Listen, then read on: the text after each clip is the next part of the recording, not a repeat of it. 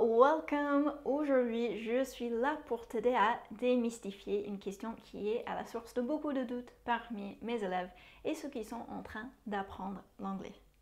Ce sujet peut parfois sembler un peu intimidant, mais le fait de le maîtriser va faire une grosse différence dans ton apprentissage. Quel est le sujet? C'est la différence entre l'accent et la prononciation. Are you ready? On y va!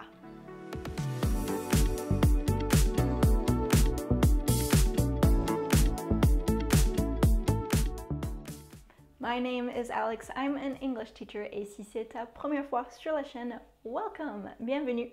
Je suis contente que tu sois là et je t'invite à t'abonner pour être informé de la publication de nouvelles vidéos et pour soutenir mon travail, d'accord? Tout d'abord, pour répondre à la question qui va faire une différence dans ton apprentissage, quelle est la différence entre l'accent et la prononciation?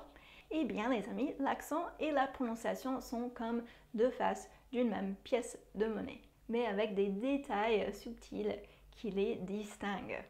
Alors, l'accent est la façon particulière dont une personne d'une région ou d'un pays donné prononce les mots.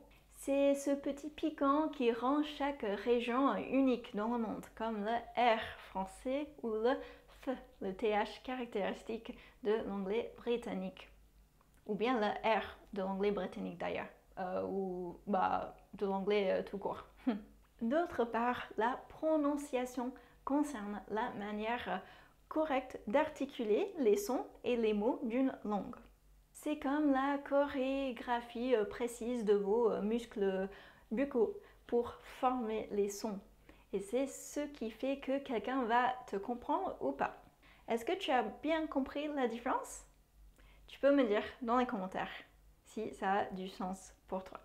Maintenant qu'on a mis les choses un peu plus au clair, je te passe quelques astuces pour améliorer ces deux super pouvoirs linguistiques. 1. Écouter activement. Immerge-toi dans la langue en écoutant des émissions, des chansons et des podcasts. Ça va t'aider à te familiariser avec différentes actions et prononciations. Parce qu'il y a plus qu'une bonne prononciation. Imitation amicale ensuite. Essaye d'imiter les sons que tu entends. C'est comme apprendre une nouvelle danse. Plus tu pratiques, plus tu seras à l'aise. Répétition. Répète à haute voix. C'est ce qui renforce tes muscles de la bouche et améliore la fluidité.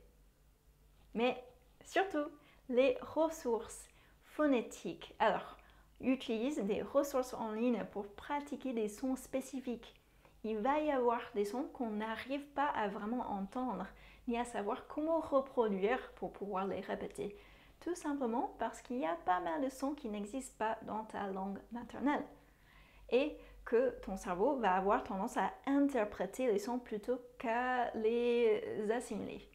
Et il y a beaucoup de vidéos avec des astuces de prononciation pour des mots plus difficiles en anglais sur le compte Peasy sur Instagram et ailleurs sur cette chaîne. Donc n'hésite pas à aller les voir. Enregistrement personnel, c'est vraiment pas mal. Si possible et quand possible, enregistre-toi en train de parler anglais. Le fait d'entendre peut t'aider à identifier les zones à améliorer. Et pour finir, ensemble, c'est mieux. Pratique avec des amis ou rejoins des groupes de discussion en ligne. C'est ce qui te permettra de partager des expériences, recevoir des conseils et rester motivé et régulier dans la pratique. Rappelle-toi, l'accent ne doit jamais être une source de honte. C'est ton identité linguistique unique. L'objectif est de rendre ta communication claire et efficace et ça c'est la prononciation qui va t'aider avec cet objectif. Pas le fait d'effacer ton accent qui fait partie de toi, d'accord? Et voilà la différence entre accent et prononciation ainsi que quelques astuces pour les améliorer. N'oublie pas de partager tes propres astuces dans les commentaires ci-dessous et de te soutenir les uns les autres dans ce voyage linguistique, ok? Thank you for watching and I'll see you in the next video.